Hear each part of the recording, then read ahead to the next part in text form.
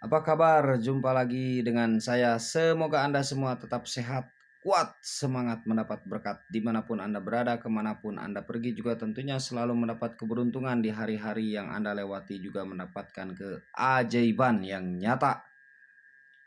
Tercapainya cita-cita, terwujudnya harapan, keinginan, datangnya orang-orang yang Anda cintai, yang Anda sayangi, dengan tanpa susah payah, terkabulnya hajat, terkabulnya maksud dan tujuan Anda dengan mudah, didapatkannya kedamaian, didapatkannya ketentraman, didapatkannya keselamatan dan keamanan.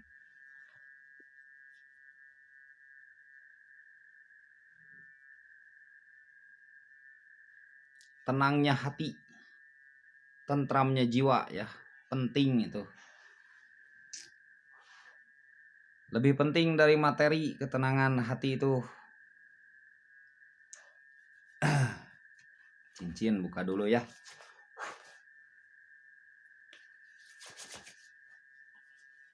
Zodiak Aries. Jika mungkin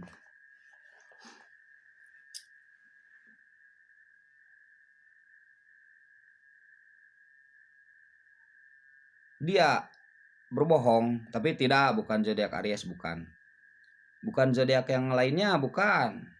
Pokoknya siapa saja. Saya saja. Jika mungkin saya berbohong, biasanya orang yang berbohong itu gerak tangannya tuh menutupi mulutnya dengan jari-jari, dengan jempol di pipi.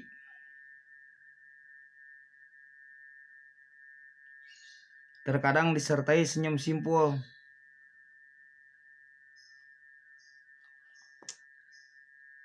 Yang malu. Begini biasanya.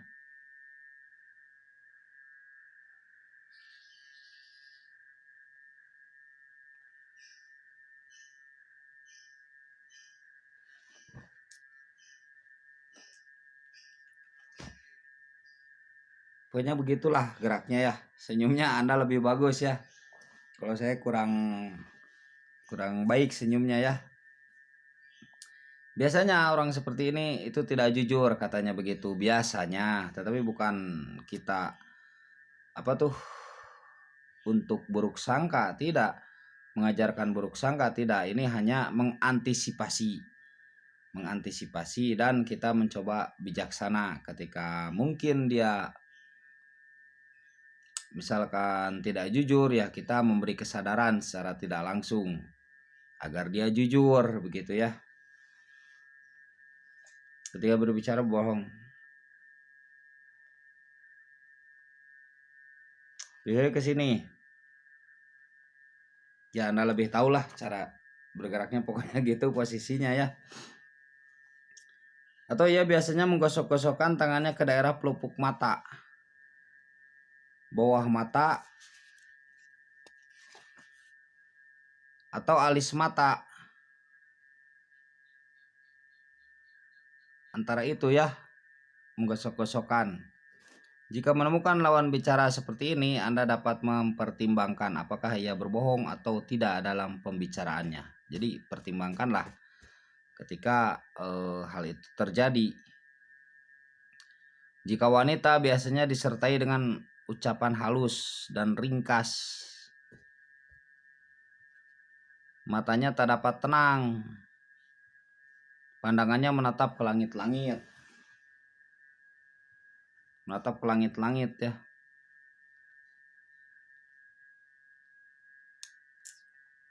Lantai, kadang ke lantai begini. Kadang sambil tunduk. Jadi ada ketidaktenangan, biasanya begitu. Atau gerak isyarat bohong bisa ditunjukkan dengan jari menyentuh hidungnya begini. Karena memang itu gerak refleks ya. Mungkin pikirannya tidak sesuai dengan apa yang dilakukannya begitu. Bicaranya tidak sesuai dengan apa yang dilakukannya. Begini, begini. Ketika berbicara tuh bukan pilak, tapi ya maksudnya ketika dia tidak pilak, bisa saja begini tuh pilak. Jika lawan bicara seperti itu, maka biasanya orang tersebut memiliki pikiran negatif dalam bicaranya. Atau juga merasa bosan, bisa juga merasa bosan, katanya begitu. Seorang yang berbohong dalam bicaranya bisa juga dengan cara menggaruk leher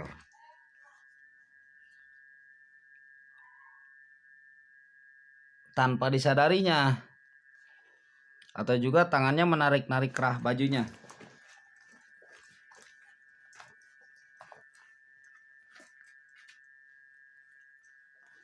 tanpa sadar ya, atau mencoba batuk-batuk padahal tidak batuk.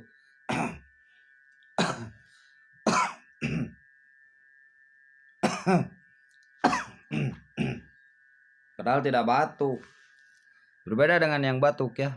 Atau juga bisa saja ia menggigit jarinya setelah bicara karena menginginkan keamanan dan ingin menghilangkan kegelisahan.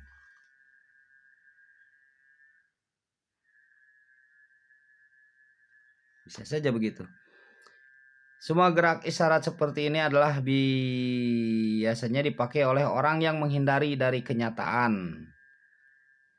Menghindari dari kenyataan, biasanya dia ya biasanya ya pandai begitu ya.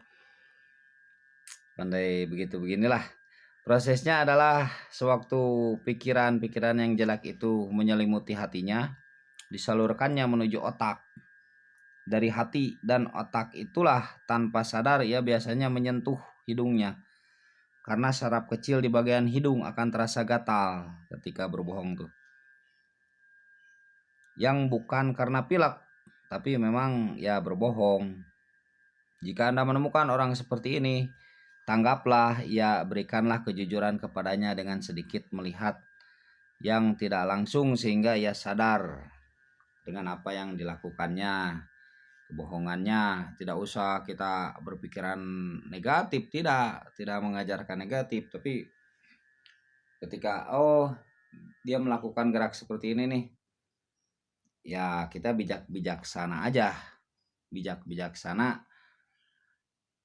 untuk memberi keterbukaan kepada dia, untuk memberi keterbukaan. Jadi memancingnya tuh dengan cara kitanya tuh terbuka.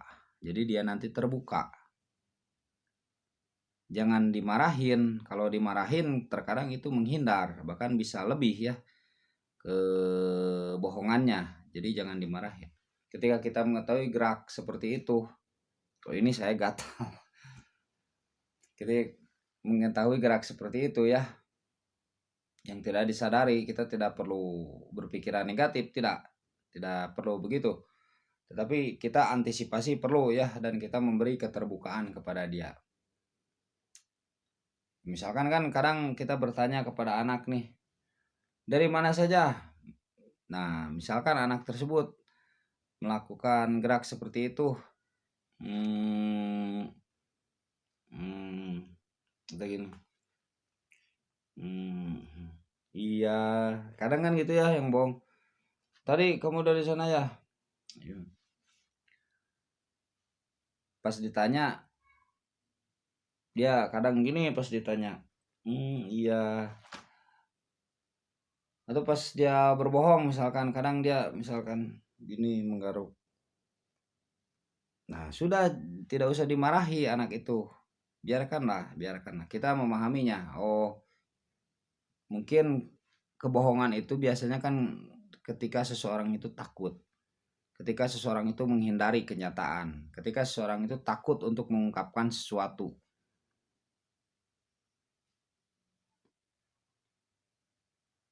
Nah hilangkanlah ketakutan itu oleh kita, sehingga dia tidak berbohong. Jadi kita yang mesti bisa menghilangkan ketakutan tersebut, sehingga dia lepas dari kebohongannya sendiri tanpa disadari. Padahal jasa kita, tapi dia tidak sadar. Jadi kita menolongnya sebenarnya begitu. Nah, yang tadi gerak-gerak yang tadi itu dipercaya oleh sebagian yang saya ketahui itu menunjukkan isyarat orang yang tidak jujur lah pemikirannya atau tidak sesuai kata-katanya. Ini saya garo-garo ini. Begitu ya, tidak sesuai kata-katanya. Tapi bukan berarti kita mesti tidak ya, tidak berarti. Kita memaklumi. Orang semakin tahu, orang semakin paham, orang semakin mengerti itu semakin memaklumi. Bukan semakin marah-marah, bukan semakin mengkritik, tidak. Tetapi semakin memaklumi. Tuh gatal ini. Tetapi semakin memaklumi. Tapi semakin memaklumi, semakin namanya? Semakin bijaksana lah begitu. Semakin bijaksana, semakin keren. Semakin keren. Bukan semakin marah-marah, tapi justru berpikir cerdas. Cerdas itu kan bukan marah-marah ya. Bukan. Cerdas itu bukan harus bukan harus memaksakan kehendak, tidak. Cerdas itu memberi kebebasan berpikir kepada yang lain, memberi kebebasan untuk mengungkapkan kejujurannya. Tidak perlu dimarahi, tidak perlu dikritik yang membuat dia tersudut, yang membuat dia terpojok. Tidak begitu. Kecerdasan itu ketika kita mengaku cerdas, mengaku pintar, pandai, itu kita memberi kepada dia itu suatu solusi. Memberi kepada dia itu suatu masukan. Yang mana solusi dan masukan ini yang nyata, tidak yang angan-angan. Yang sesuai dengan minatnya. Yang sesuai dengan potensinya. Jadi kita tuh ketika cerdas itu melihat ke kedalaman hatinya, ke kedalaman jiwanya, ke bakat yang ada di dalam dirinya. Kita pasti melihat dua sisi orang yang cerdas itu. Kita melihat dua sisi. Ada misalkan keburukan, ya sudahlah, keburukan itu pasti ada. Kita sudah memakluminya. Maksud keburukan di sini kesalahannya. Kesalahan manusia itu pasti ada. Kita memakluminya. Nah, kita melihatlah yang benarnya. Mungkin kita mengambil dari situ atau mungkin yang benar itu agak sedikit belok. Kita luruskan. Begitu ya. Tetapi bukan harus kita memarahinya, bukan harus mengeluarkan kata-kata kasar. Kata-kata kasar itu jadi kotor bumi ini dengan kata-kata yang kasar tuh ya. Ya saya juga belum bisa, apalagi saya orang bodoh. Jauh ya. Jauh. Ini sekedar intermezzo saja ya, intermezzo. Nah, begitu saudaraku sekalian. 1 2 3 4 5 batang lagi.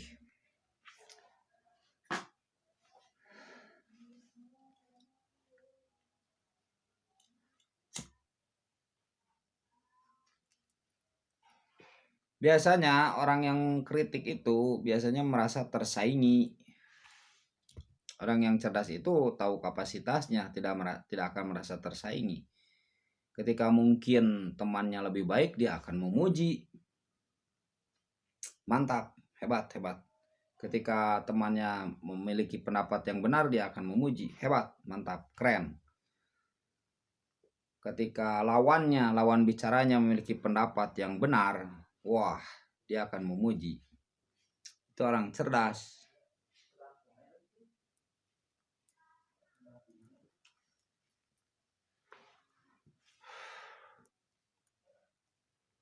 Semoga sehat selalu ya zodiak Aries.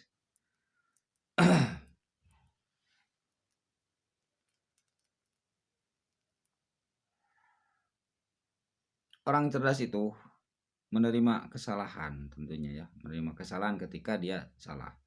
Wajar, namanya manusia pasti ada kesalahannya, ada kesalahan. Nah itu kita terima ketika salah.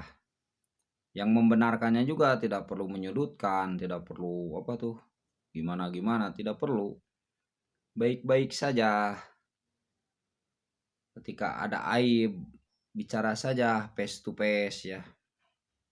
Mungkin ketika begitu ada aib tidak perlu wah gimana-gimana, tidak perlu. Oh dia berbohong begini, tidak perlu. Kita cukup memahami, pemahaman itu kan ada di hati, pemahaman itu ya. Semoga sehat selalu ya.